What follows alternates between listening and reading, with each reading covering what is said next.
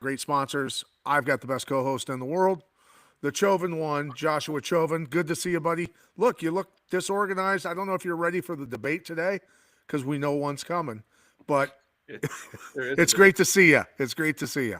Great to see you too. How are things up in your neck of the woods? It's good. It's cold. We just got hit with a blizzard last night. Of course, the upper Midwest, you have to expect that. But the sun's shining today, and I'm pretty happy about that part. So anyway, uh, I want to hit off starting with last week. Josh, I'd like to know how you did on that card overall. Then we can talk main event a little bit. But from your perspective, how'd last week go for you? Won every bet that I predicted on the show. I think. I mean, I'm trying to think of a bet that we did not Well, hit. there might have been only one that you didn't win on.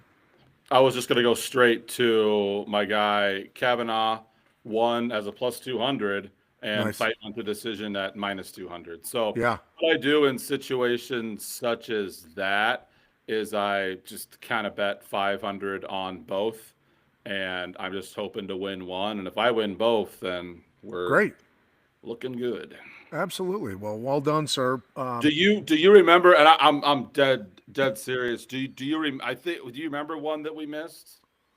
Um, Not necessarily, but I was going to bring up. We were going to talk about the main event, Oliveira versus Holloway. We talked last week that we needed to revisit that, and I felt Oliveira, given what they were going to be doing weight wise, how that fight was going to happen, that Holloway was not big enough for Oliveira.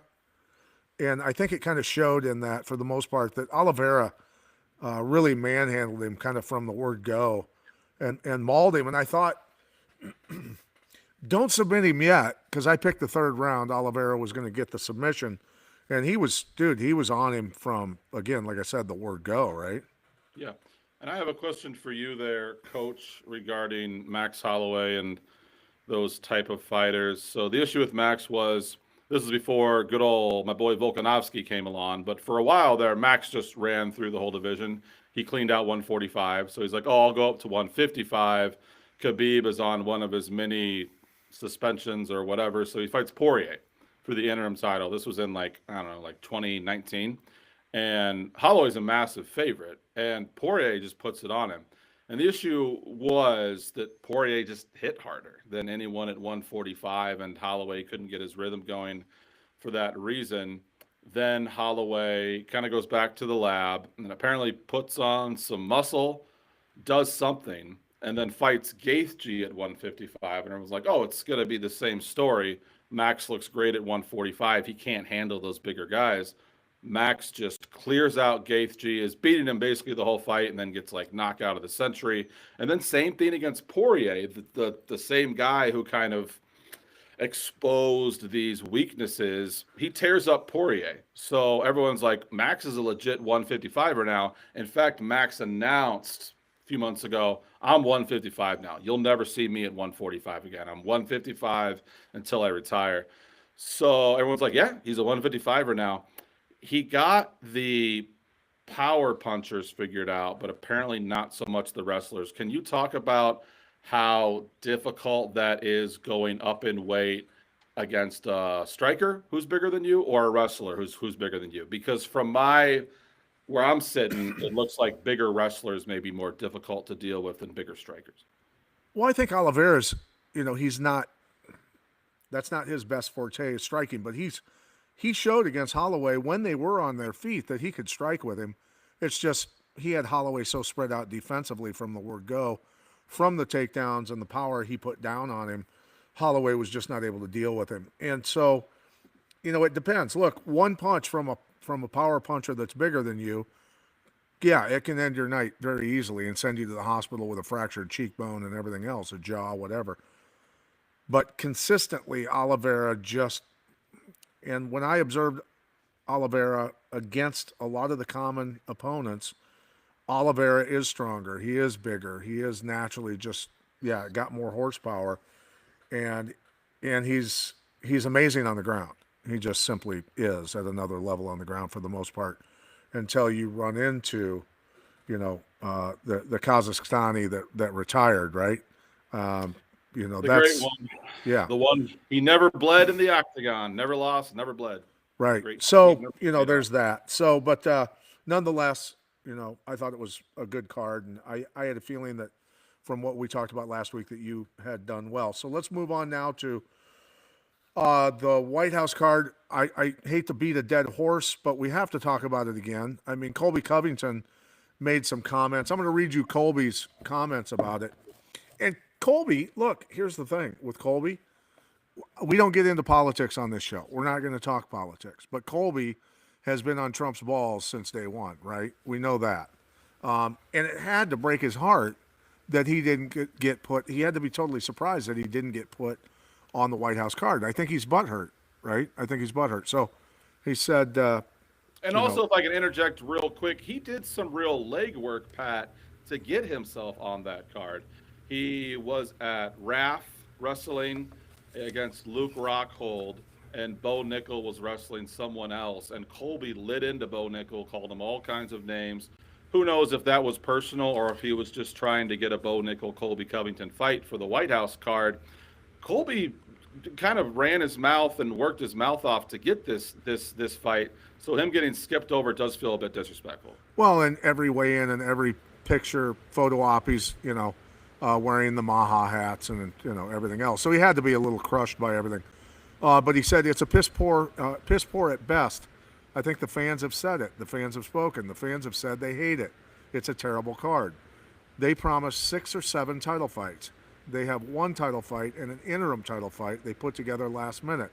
The thing was just so disorganized. There wasn't any big, high-ranking American fighters, which you can say, he's got a point. He actually has a point, doesn't he? Doesn't he? I agree with him, and I don't agree with him. That's kind of me, middle of the road there. I don't agree with the take that it should be mostly American fighters. Dana White came out and said this is to celebrate America, but we're going to put on the best fights possible. If there isn't an American even in the main event, I don't care. I want, and I don't think there is an American in the main event.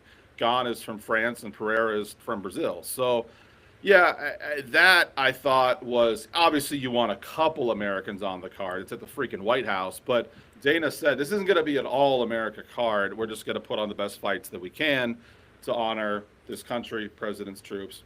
I like that. So, yeah, as far as what else he said, I don't think it's a watered-down card. Do you think it's a watered-down card? I think there's some names on here. There's some very, very quality fighters, obviously. Could they have done better? Yeah, 100%. I think they, most people wanted to be on the card. Not everybody, but most people wanted to be on the card.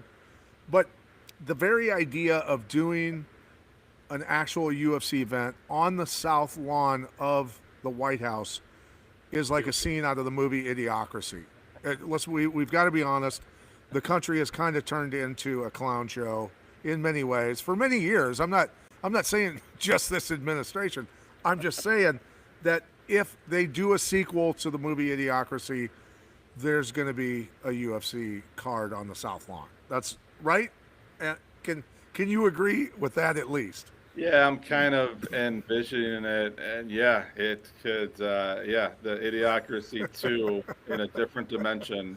Yeah, Maybe that's so it is. Yeah, dude, like, perfect. Different dimensions. Wait, Trump is president? The reality show guy who? Well, here's the thing. Listen, orange. He's no, it's president perfect. now.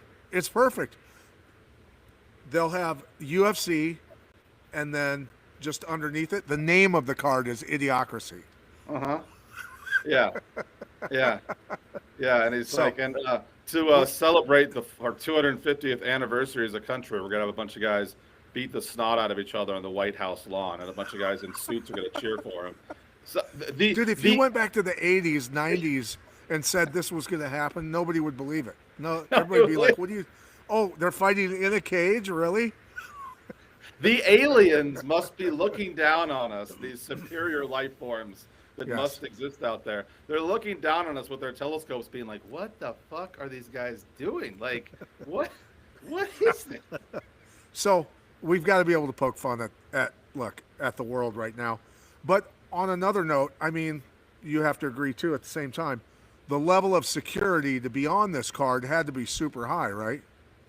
Yeah, I saw some interesting things come out. I think Sean O'Malley, as part of his background check, it was, have you ever killed anybody? Have you ever committed any crimes? He's like, was getting busted for weed when I was 17, a crime. So obviously he cleared it. But I think maybe I was writing pretty hard for Kamzat versus Strickland last week. I thought you got U.S. versus Russia. I mean, that is an amazing fight. And that fight did get booked, but not on the White House. If they were that careful about background checks, Kamzat's got like war criminal stuff on his background, so maybe that was why we didn't. I don't know about his background, but I do know this, that the former leader of ISIS that's now been appointed somehow the leader of fucking Syria was in the Oval Office like 2 weeks ago shaking hands with Trump. So Ahmed al-Shara was like in again, we're back in the world of idiocracy. So all right. I'm just saying. All right, so let's move on. We've beaten. No, we can't move on. We talk. And I know that we're going to keep it under an hour. You're doing a fantastic job hosting. You're much better at it than I am. But we got to put on our boxing gloves here, Pat, because we're going to debate how good this card is. And I will go first, if that's okay with you. And then I'd like to get a little rebuttal from you, because you said that you're not a big fan. How can you not love this card? First of all, there's only 7 fights. That's because it's literally going to be all senators and governors and then CIA to make sure Trump doesn't get killed again. And so those guys aren't sitting around for 13, 14, 15 fights. So it was always going to be a condensed card. You can't bash them for that. How can you complain about this card? Ilia Topuria, Justin Gaethje, Alex Pereira, Cyril Gane, Sean O'Malley, Amin Zahabi, Mauricio Hufi, Michael Chandler, Bo Nickel, Kyle Dawkins, Diego Lopez, and Steve Garcia. I will admit that after the first 3 fights, it drops off a little bit. But Pat, if I was to have asked you yesterday or even today, who are the 3 biggest stars right now in the UFC who are actually in the UFC? So that you can't put Conor in there. He doesn't fight. John Jones doesn't fight. The 3 biggest stars right now in the UFC, I would say Alex Pereira number 1, Ilia Topuria number 2, Sean O'Malley number 3. So you've got the 3 biggest stars in the whole entire freaking promotion, and they're all on the same card. Again, after that, it drops off steeply. But for the last 3 fights, I think they crushed it. Okay, look. Having the main event's 2 foreigners at the White House on the South Lawn, great. They're great fighters. Great, awesome, bigly. Trump's doing it bigly. We're bringing in the best fighters. But it'd be great. Topuria and Gaethje is the fight that I really want to see on that entire card. I would say this, that if you're doing something this historic and this bigly, you do at least 5 title fights. At least 5 title fights. You do, right? Because we're the greatest. We're the greatest. We're immense. We're perfect. Nobody does fights like us. Nobody does fights like us. So anyway, it should be at least 5 title fights. Doing it at the White House, doing it that big, whatever. But we do have to move on. With Ngannou being brought on, and you called it. You felt that this was coming as the co-main event Rousey Carano card. That's really big. That's really, really big. Right? He's really big. The guy he's fighting, not so big. So he's in Ngannou moves the needle, baby. I don't care that he's only fought once in like the last 5 years. He moves the needle. He's really, I think pound for pound. I can't really count John Jones because he only fought twice at heavyweight. Granted, those were 2 very good fights, but Ngannou's got to be, at least up there as the greatest heavyweight ever. He's back, baby. Just like I predicted, pat myself on the back. I said he could very well get plugged in as the co-main event here, and Jake Paul and his team worked their magic, and they did. The only negative would be he's kind of fighting a nobody in Felipe Lins. Now, to the casual fan, he probably hasn't even heard of Felipe Lins. Felipe Lins is a fighter. He won the $1 million bracket at PFL in I believe, the heavyweight division. Now, I'm pretty sure that Pat Miletich could walk into PFL right now and challenge for that $1 million bracket because they don't have the best fighters, but that's still something. And then he goes to the UFC off that $1 million win, wins a couple fights, loses a couple fights. He's not a can, but I mean, will they be that disappointed if Francis Ngannou just flatlines him in 90 seconds? Like, that's not the end of the world. So, yeah. What do you think? No, I've always enjoyed watching Francis Ngannou. The guy's a monster. He destroys people. Legitimately, still, you have to say he's the number one heavyweight in the world. Thank you. That's just the way it is, and so, I'm not going to argue with that. So I'm looking forward to that card just for those two fights. So, all right. So let's go on to Fight Night coming up here, and we've got. I looked over this card after going through the fighters. There's some people here that I really like. There's some interesting matchups, to say the least. I think it's you tell me, is it kind of ripe betting ground in your opinion, this card? Man, I hope so. The past couple cards, I still made money on them. Excuse me. But it was hard. There was some tight lines. I think that this card is a bit better for betting. I mean, how can it get any worse? Again, we gave out pretty much all winning picks, but it was tough, man. And even you and I were chatting a little bit. One of my locks of the week, Dober, did send Michael Johnson to the emergency room pretty brutally, but he got pieced up in that first round. In fact, that was one fight where I did not call Dober. It was like could have gone either way. Yeah, that was your a tough. Your boy Johnson lit him up in the first round, and I was heavily considering a hedge out bet because I had a pretty big bet on Dober, and I was like, God damn it, this is like the reborn Michael Johnson. But thankfully, I didn't back out of the bet. Dober flatlines him in the second round, and I said I think Dober will win, but I know it'll be a firefight. So I would say that I got that right. Yeah, Dober set it up beautifully with that feint hook, and then came through with the cross with his left hand because he's a lefty, and lights out for sure. So anyway, all right, let's go on to this week. We've got Rodriguez versus Hughes. The ladies going at it, number 21 versus number 22 in the world.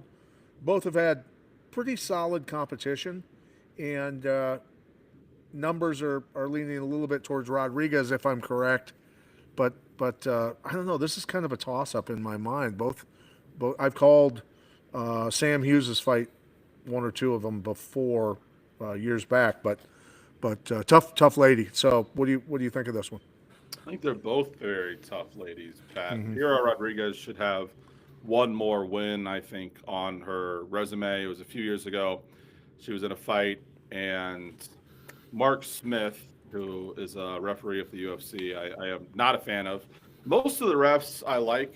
I would say maybe the English guy, I'll think of his name as second, is my favorite, but not a big Mark Smith fan. He gets way too happy trigger happy with the disqualifying fighters. Piera Rodriguez was just destroying her opponent, which she often does. Very good striking and a very good ground game. So she kind of pieced her up on the feet and then took her down and was just mauling her. It looked like she might finish her. And then kind of a graze headbutt, and Mark Smith freaks out, calls the fight, disqualifies Piera, and everyone's kind of like, that wasn't worth a DQ. So I always think about that when I go to Piera Rodriguez, but she's an animal, dude, and she really has the whole package. Solid striking and probably an even better ground game. Sam Hughes is also very tough. They call her Sam Page. That's her nickname. But I think Piera Rodriguez is the side here.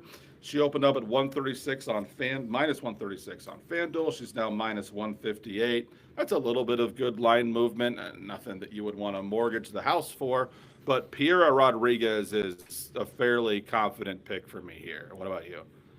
I lean a little bit towards Rodriguez. I think, given some of the fights that I've seen Hughes in, and her just ruggedness and toughness during tough times in a fight, and her comebacks that I've seen, and some other things. I mean, I've always really enjoyed watching her fight.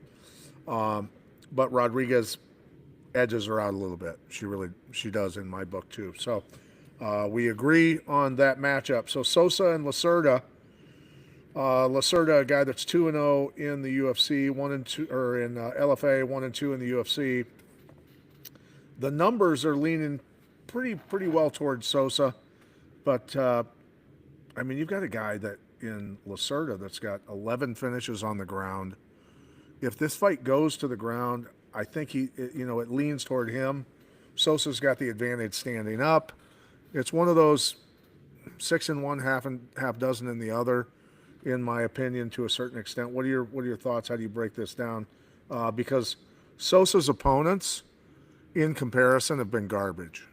I mean, they really have. Yeah, this fight's interesting, Pat, and it kind of goes along with what you just said. The line movement for Sosa, well, there is no line movement. And I looked at about 10 different books. He's opened up on minus 250 on almost every book. Guess what he is now? He's minus 250. There's not only there's a bunch of money, period, on this fight, but if there is, it's kind of a decent bet comes in on one guy, a decent bet comes in on the other guy. So I get a little nervous when the line just kind of stays stale like that. I get nervous for the favorite. So, oh man, you know what? Give me Lacerda for a fun bet, plus money fun bet, but it's nothing that I would lock in or anything. Yeah, I'm leaning towards Lacerda as well, just because, he has gone through the LFA route. He has, 3 fights, in the UFC already, and a much tougher schedule, that he's had to go through. So, yeah, I'll lean a little bit towards Lacerda as well. Okay, moving on. Number 2. Doing more upset picks, buddy. This new season of MMA Mobsters, we're doing a lot more upset picks, way more than we used to, and not just upset picks, but plus money picks, like fight goes to decision, plus 200 in the Gates G. Pimblett fight and others, and they're going well. They always say. Our buddy Steve Houston always used to tell me, plus money's always sweeter. So it's a little bit funner to win a plus 500 bet than win a minus 700 bet. So yeah, absolutely. I mean, it's a case by case basis, but we're seeing underdogs pull it out a little bit more. So this next fight, Mosqueda versus Rendon, the numbers are swayed heavily towards Mosqueda. With a 4-0 in the LFA and 1-0 in the UFC, I mean, it's not horribly tough competition. Rendon, in my opinion, has faced a little, maybe record-wise, tougher opponents. But the minus 650 and plus 440, I don't know if that's necessarily justified. What are your thoughts? I mean, Mosqueda's very tough. Yeah. But so quick breakdown on Montserrat Rendon. She put on quite possibly the worst female performance ever on a UFC fight. She fought Cheyenne Bays, who later changed her name to Cheyenne Vlismas. And I mean, she's fine, but she's a lower level female fighter for the UFC. And Bays, who isn't even known for her wrestling, I don't know if you remember this fight, Pat. It was back in like 2021 or something. Bays literally struck with her for about 30 seconds. Then, Pat, she puts her in a headlock, like not even a technical choke, anything. Puts her in a headlock, kind of falls on her. So now she's on a headlock on the ground and just punches her in the head. Okay, round's over. Round 2, what does she do, Pat? Bays walks up to her. There, let me just put my arm around you. Falls on her, puts her in a headlock and punches in the head. This looked like a fight between 2 girls at Davenport North High School. Like there was nothing technical about it. And as a coach, I bet it would have been driving you crazy. Like it's a headlock. Nothing's locked in, nothing's intertwined. just get out of it. So ever since that, Pat, bettors have been off of Montserrat Rendon. She has been a massive underdog in every single one of her fights. And no one wants to bet this woman. And that explains the line movement here.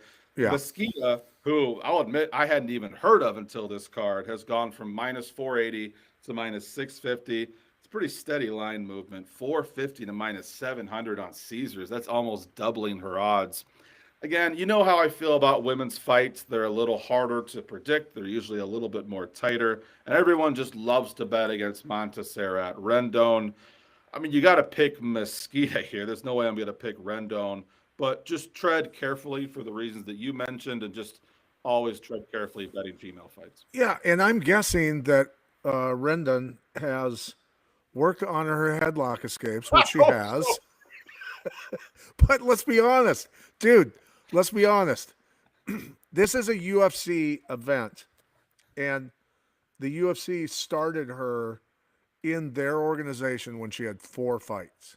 Mm-hmm. So a schoolyard headlock is actually appropriate for somebody with 4 fights. Correct. So, what do you expect? I mean,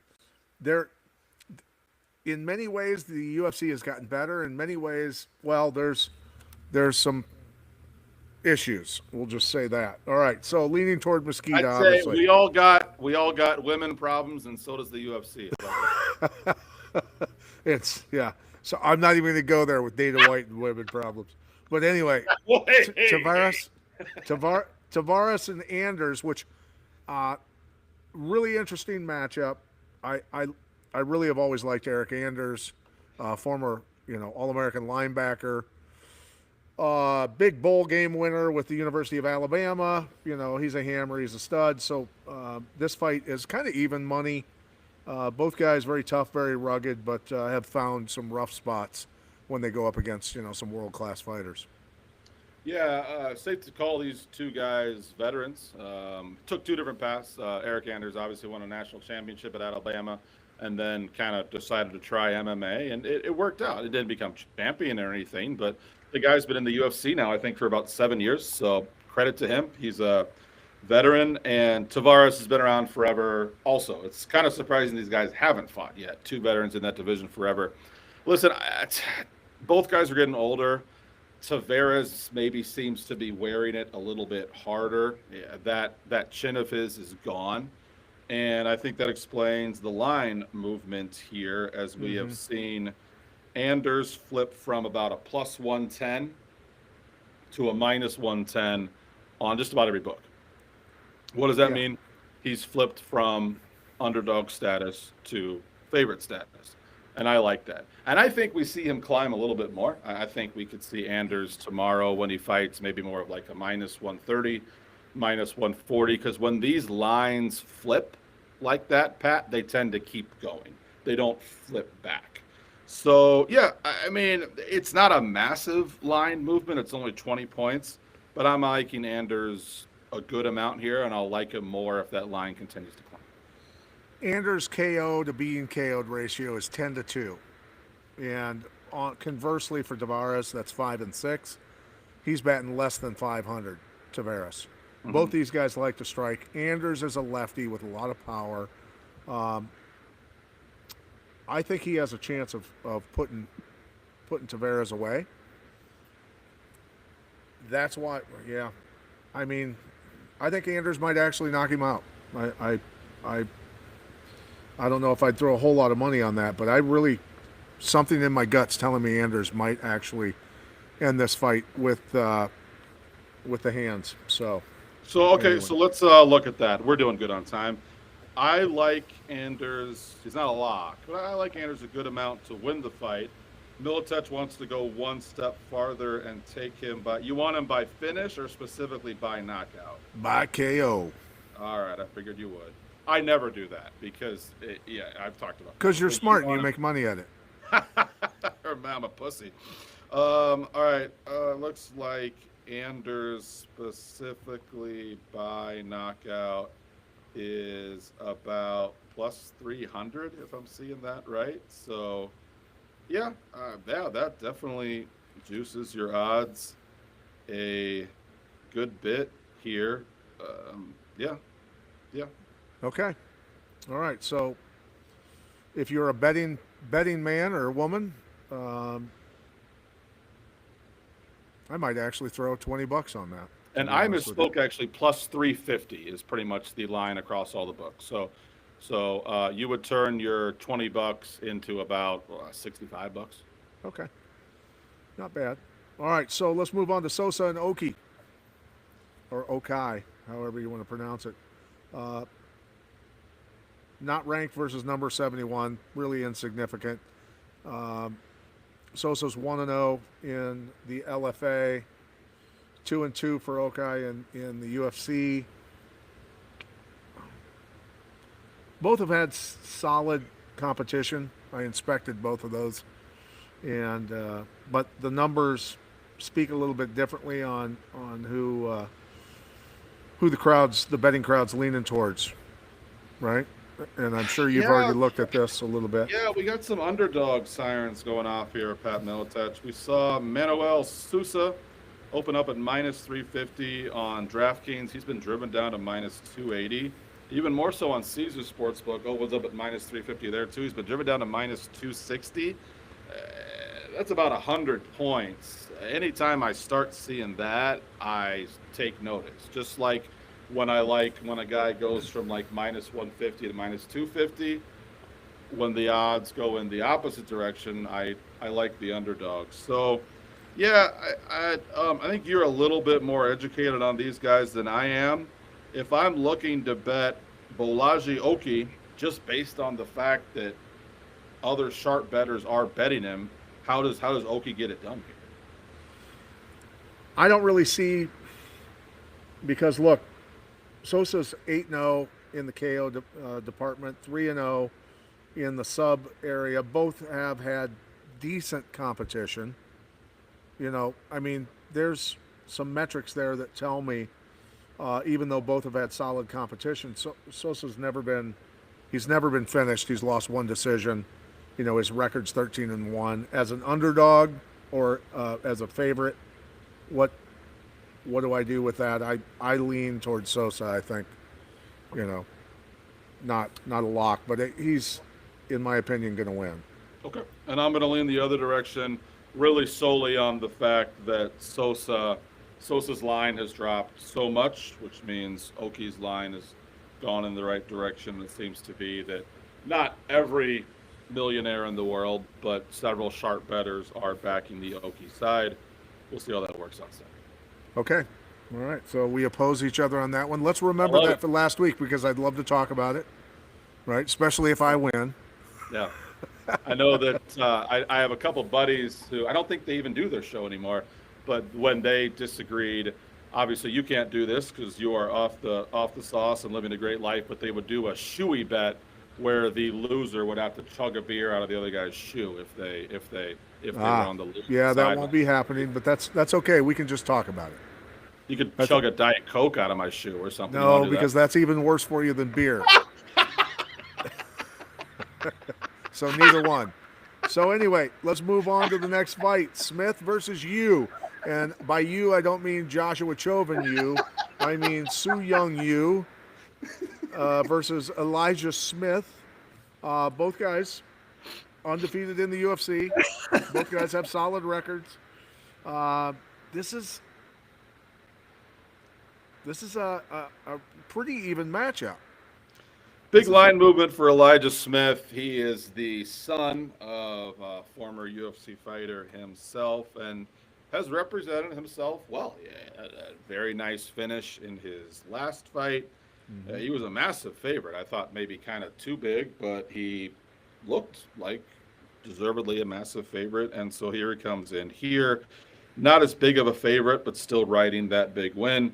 Opened up on minus 215 on FanDuel. He's now minus 240. As far as Caesars, that's a little bit more. Opened up at minus 200. He's minus 270 now. So about a 75-point move on Caesars. That's when I start taking notice. Elijah Smith is solid, man. He seems to have some striking, have some decent wrestling, and that's kind of how he's getting his wins here. I don't know much about Su Yan Yu. Has he even fought in the UFC before? He's 3-0 in the Oh, UFC. okay. Well, So that's my bad. I should have taken no, notice of that's that. fine. That's fine. But the thing is I don't know if you has enough horsepower to deal with Smith.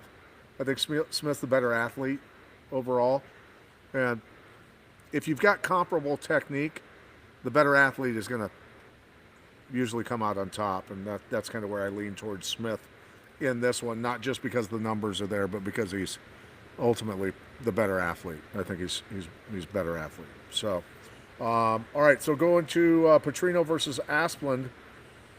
Well, the heavyweights, buddy. Interesting one. Asplund 4-0 in the LFA, 1-0 UFC. Petrino, of course, 6-2 UFC. More experience leans towards Petrino. The mon- the money looks like it's moving towards Petrino. Maybe the opponents for Petrino have been tougher, but Well, yeah, Asplund is only. I think he's only got one or two UFC fights. It came yeah, in on the one, Contender one, series, and yeah, he only got one. But he looked really good in that fight. Asplund is looks can be deceiving. Asplund is kind of a cool story. He was about. I think he said he topped out at about 670 pounds. That's a big boy. So he kind of got his life together, largely through trading MMA, and lost about 400 pounds. So good for him, good for his life, good for his happiness. But what happens when a human being loses 400 pounds? It's kind of like when Peter Griffin from Family Guy got skinny all of a sudden. It's going to be a ton of loose skin, like just it's curtains just hanging off your arms. So that's what Asplund looks like. Credit to Asplund. He laughs at it. He jokes about it. He's like, oh, yeah, I'm the ugliest fighter in the UFC by far. But the guy can thump. He showed that in his one UFC fight. Now, Petrino's been a frustrating guy, Pat. He can come out, he can look really good, he can look really bad, and he fell into Anthony Lionheart Smith was on like a 5 fight losing streak, and it was basically, all right, finish him off, Petrino, and then we'll retire him. He locks up Petrino in a not even that good of a guillotine and taps him out, and all of a sudden Anthony Smith gets like 3 more UFC fights out of that. So yeah. well, this is a scary fight to bet because I'm not really sure what to think about both guys. When you look at the line movement, Petrino opened up at minus 230. Now he's minus 240. There's no big line movement on any books. Oh man, this is I won't have a big bet on this fight either way. I guess give me Petrino, but certainly not confident. Yeah, it could go either way. But on, I was sitting there looking at this, and I know Asplund's story, and I do know this. Hats off to him, like you were mentioning, for losing all the weight, making it to the UFC. That's a huge thing in life. Huge thing. To be able to turn your life around that much. So hats off to him. It's a beautiful story. But also, I will point this out about just sheer physics is when you're used to carrying that much weight around for that many years, and you lose that much weight, do you realize how much strength you have just from walking around with that Just much from weight on your supporting your body? body. And then he removed it, right? So he's got the power. He's proven that. He's knocked some people out, to say the least. And I mean, he can scrap. So I'm actually hoping for the win for him. I'm rooting for the guy to win. And so I'm not saying that I'm only doing this out of my heart, but the fight really could go either way, and I'm going to lean towards Asplund just because I like the guy so freaking much. All Really right. deceptively fast hands for Asplund too. I don't know if he's got those curtains hanging off his elbows. You think would be wind resistance and slow him down a little bit, but he's got fast hands, man. Like really really fast hands. And so I I was Dude, surprised we those got our those first. aren't curtains, those are wings, and they cut through the wind and they make him quicker. All right. Enough derogatory statements about people losing weight and having excess skin, bro. Yes, sir. That's just fucking brutal. Um, anyway, all right, moving on to oh, Oral Ball and Curtis. I love Chris Curtis. I love Chris Curtis. I've always enjoyed watching him. Called some of his fights back in the day.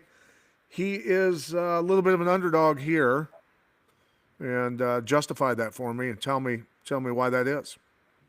Yeah, I know you like Chris Curtis. I remember I was in Washington D.C. picking up some sportsbook bonuses, and I look at my phone. It's Pat Militech. I was like, I didn't even know I had his number in my phone, so I answered, and he's like, "Hey, I want to start a podcast." So blah blah blah. We talked, and I was like, "Who do you like tomorrow?" And he's like, "I really like Chris Curtis.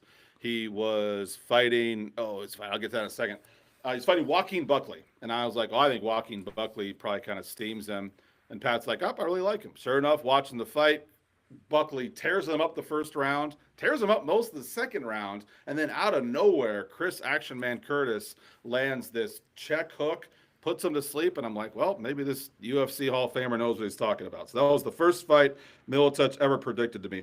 Oralbai's a dog, dude. He's one of those. He's one of those Eastern, not Dagestani, but kind of Dagestani type guys, and his line movement has just soared. We're talking about minus 250 to minus 340, minus 230 to minus 340, minus 240 to minus 345. That's about 100 points on every book. So Right, I'm right. loving Oralbai here. Curtis has seen better days. It took the poor guy a long time to get into the UFC. Man, I think he was like 31, 32 before he even got his break into the UFC. And Yeah, so kind of got a late start. Has not looked great in his last couple fights. There's been not looked great at all. Oralbai is younger, and I think that's really what this comes down to. If these guys were the same age, we'd see a much closer line. I think yeah. this is really strictly an age thing, and we're seeing massive line movement. Oralbai may be my favorite pick of the week, just based on those factors. And I lean towards Oralby. I mean, he's 4-1 in his last fights. He's had tough competition and not been finished. So he's legit. He's 15-2. That's a really quality record, considering the opponents that he's had. And you're pretty spot on about Chris in terms of having better days. He's a little older, a little slower, and has been through some wars to say the least. So we agree on that one. All right, moving on. Silva versus Johnson. Bruno Silva versus Charles Johnson. Interesting fight between these two. 5-4 and 7-6 respectively in the UFC. They haven't completely come in and torn it up, but they've been very respectable throughout their careers. With Silva being ranked 45th in the world, and Charles Johnson number 23. There's a lot of spaces in between them here, and the numbers are showing a little bit that way in terms of leaning towards Johnson. Not massively, but a little bit. What are your thoughts there, I'm Oracle? not sure what Johnson's doing fighting right now, Pat. I'm not a doctor, nor do I play one on TV, but I did see on my TV Charles Johnson get brutally knocked out about 5 weeks ago by Alex Perez. He took I think about 82 shots from Perez before the ref finally called it. It was all that was in the first round. One of your other favorite refs? No, it was not. Mark Smith would have disqualified him for punching him too many times. So no, it was not Mark Smith. And another side note, I don't. I know I've already gotten in trouble with you a few times, but Mark Smith had a ACL injury while reffing a fight, and so he is not reffing UFC for like the next year. So I will leave that at that. We will not take the low-hanging fruit, but I don't have to worry about him messing up my money for the next few All months. right, all right. So Charles Johnson's line has dipped a bit, and I think a lot of that may have to do with what I just talked about, Pat. He fought 5 weeks ago, and it wasn't even. It was like 5 weeks ago. yeah, man, maybe 5 or 6. It was the first card of the year, so we're talking like January 28th. But there would have been a medical suspension, most definitely. Obviously, he would have had to have gone through a lot of medical testing to get back in this soon. But a TKO and KO is almost a mandatory certain distance 6 months. of time that, we're within the 6-month window No, here, it's in aren't 6 we? months. And I may have exaggerated a little bit. I mean, what is it now? Like March 16th or something, and that card Friday the 13th. Happy Friday the 13th. The first UFC card of the year on Paramount was that Gaethje Pimblett card, and that was late January, so maybe like 2.5 months. But regardless, Charles Johnson got knocked out brutally. And it wasn't just one punch. One punch would have been better. It was like 87 punches in the span of 60 seconds, and he knocked him down several times. So yeah, it worries me, man. But So here he is. are you saying that the numbers are lying? No, because we saw Charles Johnson open up at minus 220 and he's dipped down to minus 180. So that's a 40-point dip. I don't know if that's why sharp bettors are fading Johnson, but they are.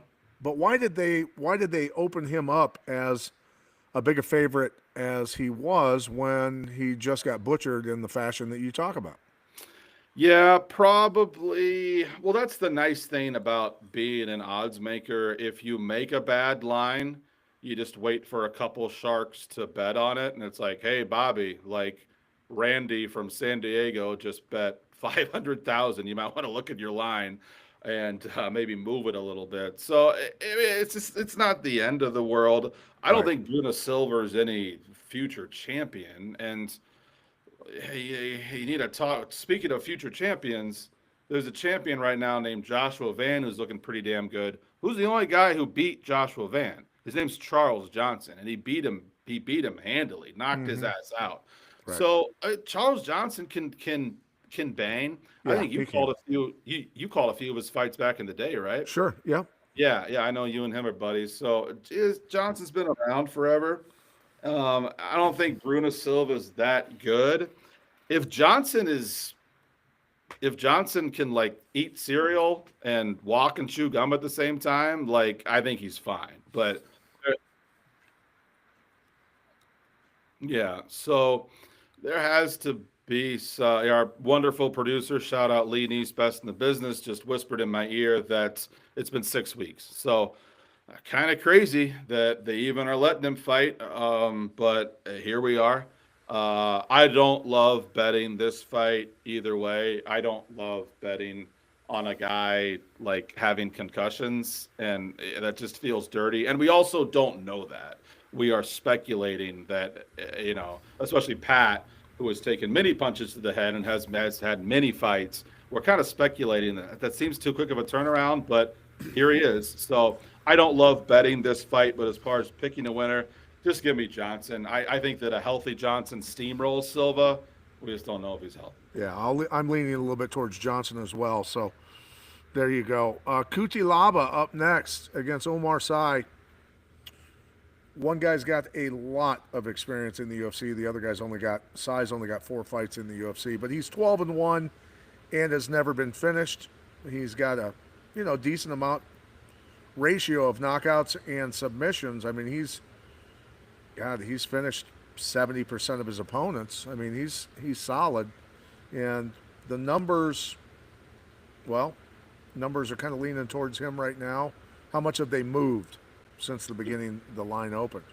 Good question, Pat. C has gone from minus 220 to minus 245 on FanDuel. Much bigger on Caesars. Caesars is doing some weird lines, but I'm sure it's working out for him. Opened a little bit lower there, minus 180. He's been steamed up to minus 265. That caught my attention. Same on Bet Rivers. They opened him up at minus 215. He's steamed up to minus 278. I want to like Umar Sy here. I have bet him fairly heavily in some of his UFC fights, and he hasn't quite looked as dominant as I would like him to. And Kuti Laba's a dog, dude. He's some questionable cage IQ stuff when he gets in there, but this guy's a tough mother effer. He's been around forever. He's a veteran of the sport. And you talked about Umar Sy having big knockout power, but he is originally a wrestler, and that's kind of where his comfort level is. And Kuti Laba can wrestle. He can wrestle. He can strike, but Kuti Laba is kind of a born wrestler. And if he stuffs a few of those Umar takedowns, we could be looking at a greasy fight here. So pick's got to be Umar Sy. Fantastic line movement. Maybe by tomorrow I'll feel better about betting Umar Sy. I'll have at least a little bet on him. I'll have him in some parlays and stuff, but certainly looks like a good pick on paper. I'm a little nervous, but picking him all the way. Well, Kuti Laba, he's batting less than 500 in the submission area. I mean, he's lost more by sub than he's won. I don't know how much he should be wrestling. I mean, it certainly helps to spread out your opponent's defense.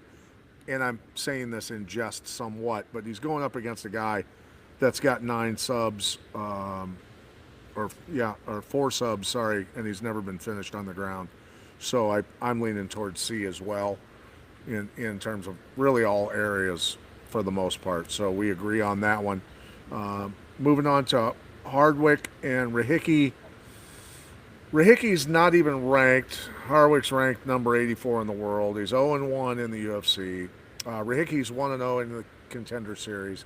He's unbeaten and had mediocre competition along the way, which lends itself to an unbeaten record. You know, if you've got an unbeaten record minus a couple people walking the planet, you really haven't fought anybody. That's the way that usually goes, and I think that's according to this and what I looked at in terms of opponents. That's why Rahicki's got no blemishes on his record. But the numbers are leaning really heavily towards Rahicki. So tell me about that. Yeah, so decent line movement for Mr. Rahicki here.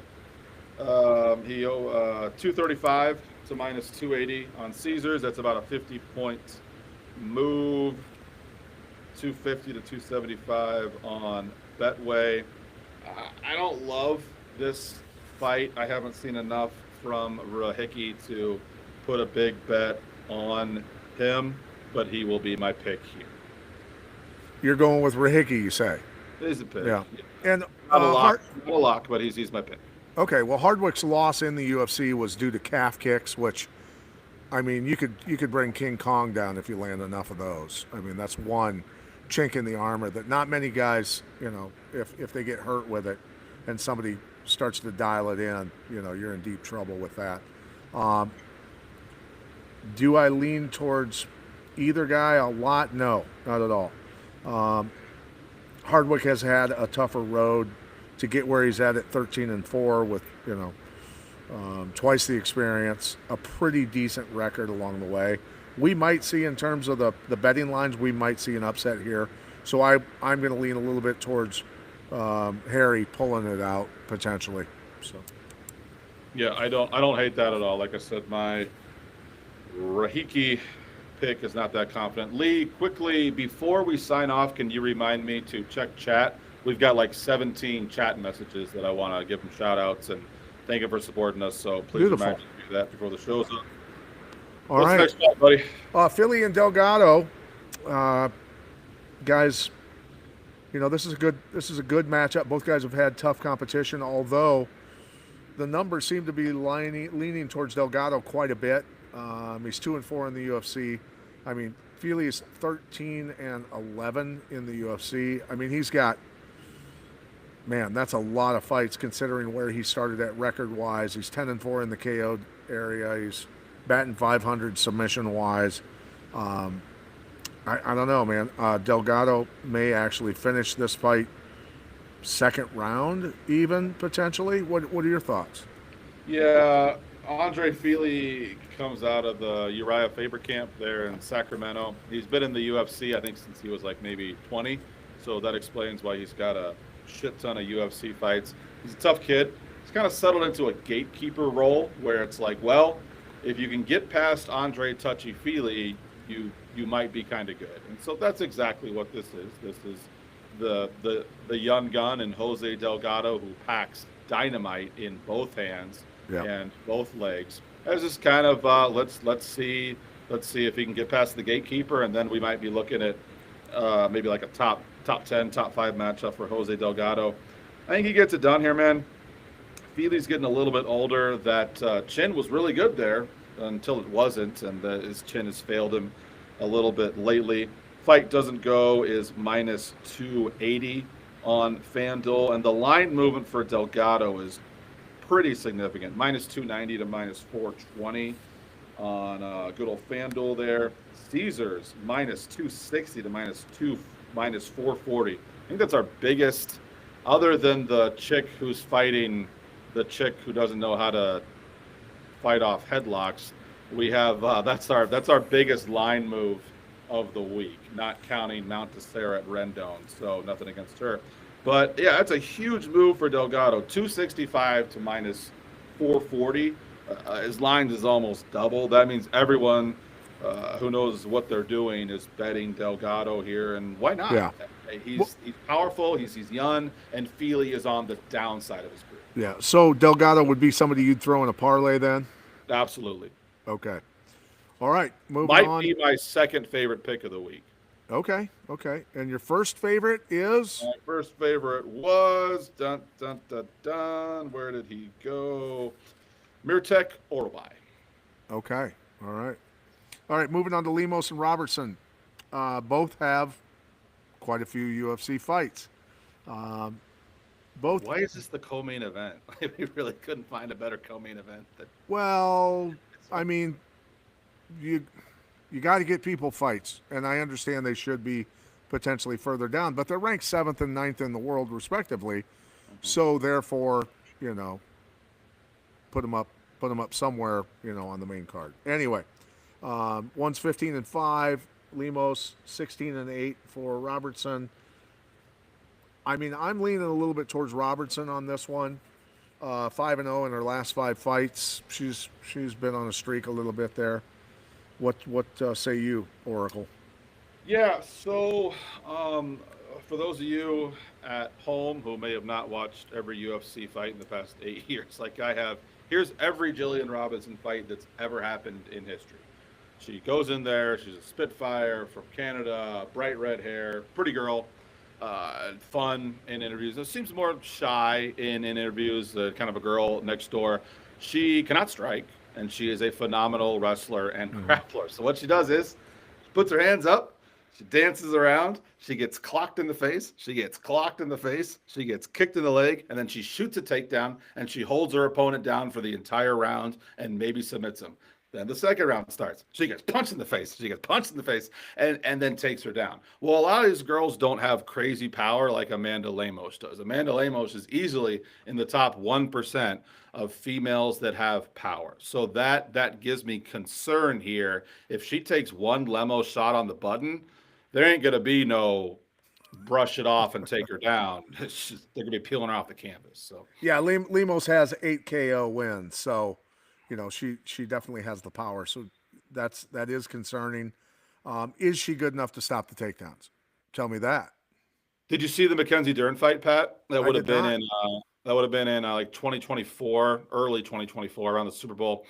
So these two ladies fought, and that was kind of the book was as long as Mackenzie Dern can get her takedowns and not get blown up by a bomb, she should win this fight. Lemos stuffed most of the takedowns, won the fight. So Lemos's takedown defense has certainly improved. And that's another reason to look at Lemos. I don't like betting against Jillian because Jillian's like the Canadian female Khabib to me. You know what she's gonna do. There's never gonna be a surprise. She's Right. gonna take you down, and she's gonna smother you, or she's gonna finish you. And I love betting on her. She wins the vast majority of the time. The only time I didn't bet on her or bet against her is she was fighting a Brazilian girl with very good takedown defense. That was actually one of the Bulldog Arms live shows where he broke down that Yeah. fight at Josh's bar. So, yeah, it's I don't love this fight, but I see multiple paths for a Lemos upset. I will say that. Yeah, Lemos is 2-3 in her last 5. Hasn't been a great period in her career. So there's, Robertson's on the hunt, man. She's on the hunt. So there's, that makes me lean a little bit towards her. All right, so move on towards Josh Emmett and Vallejos. This matchup, they've got a guy in there that has very good head movement in Vallejos, pretty good at counter striking. He's a dangerous guy. He's a dangerous guy. He loves to knock people out. Never been finished on the ground. Very well rounded. He's 5-0 in his last 5 fights, going up against Emmett, who Emmett gets beat up a lot. But I tell you what, the guy's power can come out of the blue and put anybody away. So that's the roll of the dice that you always get with Emmett, right? Yeah. What are you thinking when you break this fight down? Where's your money going? Even though the numbers are like heavy towards Vallejos, I I can't on this one. I can't blame the numbers being there. I don't know about you, but Yeah, you look at. I had a pretty big bet on Vallejos in his last fight against Giga Chikadze. Giga lit him up in the first round, knocked him down, and really won all the striking in the first round. Vallejos survives and just finishes him with an absolutely wicked spinning elbow. Only time Giga's ever been knocked out, or I think finished, period. And so that happy I won my bet, but I walked away from that thinking, man, I'm a little nervous betting Vallejos in the future. And now he's going up against a guy that all it takes is one. Man, I don't quite have the balls to pick the massive upset because the line has moved in Vallejos' favor, yeah, minus 500 to minus 600 roughly on every sports book. Vallejos is going to be the pick. I still like those other two guys much better as like locks, but Vallejos is the pick. Emmett's also getting really old, man, and you can see it kind of the way that he moves, and he has taken a lot of damage, but maybe Josh Emmett 5 years ago, this would have been a much closer fight.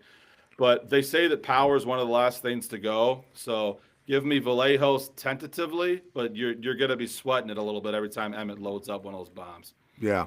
And so I'm going to go with Vallejos. I'm going with him by KO in third round. Now let's go fourth round. Vallejo, fourth round KO.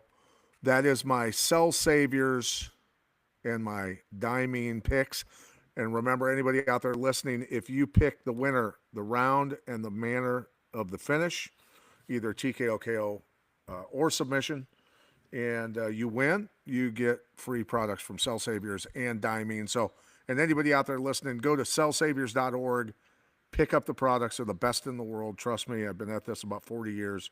And then diamine.com, quality clothing like this hat, and support our sponsors. So anyway, yeah, we're gonna get through comments here pretty quick. But again, anybody that picks the winner, the round, and the fashion it ends, you win free products. We'll send them to you as fast as we can.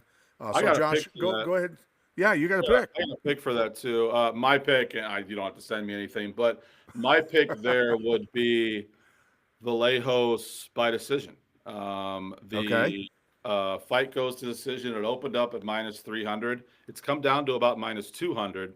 And that's because this kind of older, little more conservative Josh Emmett, he doesn't get finished. And so most Emmett fights, kind of like how we saw the Emmett Lerone Murphy fight play out and others, he comes pretty close to just millimeters away from ending the fight, takes some damage himself, but he's so freaking durable, man, that it seems like most Emmett fights lately he loses by decision, even 5 round fights. So, I like fight goes to decision at like plus 150, maybe more than I like Vallejos at minus 500. I know that sounds crazy, but okay. Interesting. Okay. Beautiful. Okay. Do we have any questions? Number one. We have way too many questions. We have 12 people. Let's And blast through some questions real quick, and then we can sign off. all right, we have fans here. Ham Zamir is almost always in live chat. We appreciate you, Ham Zamir. Ham Zamir goes, it looked like Max didn't train for wrestling at all. Well, I'm not sure that's entirely true, but I don't know. Maybe. Charles actually fought really intelligently. He should have fought like that in his previous fights. That's a good point. Yeah. Charles looked confident and he looked, I mean, it's not like all Charles did was win, I think, like 3 or 4 title fights in a row. But Right. I hear you. He thinks the White House card doesn't happen. I'm not sure if that's a threat or what he's saying Well, right does now. that what does that mean? Yeah, I mean, look, taking that into account, there's a lot going on in the world right now, and you know the well terror threats that they're throwing out there. Lo and behold, magically appear after you attack a nation. We're not going to get into that. But anyway, next question. Oh, you almost did. That's why I think they put on such a bad card. because May hits people with backlash. Okay, yeah, we're gonna skip over that. I should really proofread these first. He likes what Colby said. Why isn't Buckley versus Brady or O'Malley versus Corey on the White House card? Well, I can speak to the last one. Rumor is that O'Malley and Corey Sandhagen was on the White House card. Fans have wanted that fight for about a decade, Pat. Those are two amazing strikers. There ain't going to be no wrestling in that fight. Yeah, O'Malley, Sandhagen, they're going to throw down. Apparently, Corey Sandhagen pulled out last minute, or it would have been on the White House card. And then he says, okay, it says a lot of stuff. And shout out Rachel B. She enjoyed my little joke about we all have woman problems. So that's the show. All right. We have females with good taste in the chat. They laugh at my Yes. jokes. So. Yeah. So everybody out there that's listening to this, like, subscribe, share. Please help us out here at MMA Mobsters. Let's get the word out. Josh and I are having a lot of fun, and we're very accurate at what we do for the most part. We think that we are probably responsible for making people money periodically. And so, look, if I can help you and Josh can help you, that's what we're here for, right? Two different guys messaged me on social media last week saying thanks for helping us make money. So good. All right. So thanks again for joining MMA Mobsters. Support our sponsors, cellsaviors.org and dimene.com. Go to the websites, check it out, buy some products. Joshua, thank you very much for being here, buddy. You are the best, and thanks to everybody listening.